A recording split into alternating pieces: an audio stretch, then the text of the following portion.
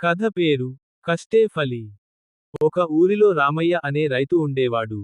అతని దగ్గర పెద్దగా భూములు లేవు, కానీ కష్టాన్ని నమ్ముకుని పనిచేసేవాడు. రోజు ఉదయం లేచి పొలానికి వెళ్ళడం, పూటకి తిండి లేకపోయినా రోజు మొత్తం పని చేయడం అతనికి అలవాటు. ఊరిలో ఉన్నవాళ్లు మాత్రం అతన్ని చిన్న చూపు చూసేవాళ్ళు. అయితే రామయ్య మాత్రం ఒకే మాట అనేవాడు.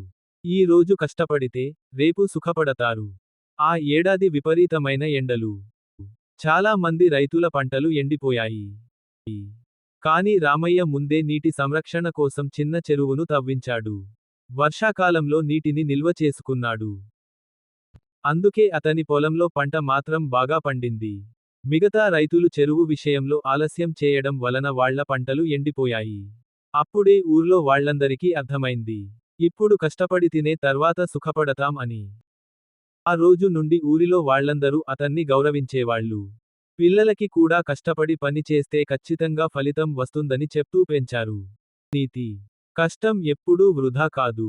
నిరంతరం కష్టపడడం వలన ఫలితం అనే రోజున నలుగురికి నిన్ను మహారాజులా చూపిస్తుంది.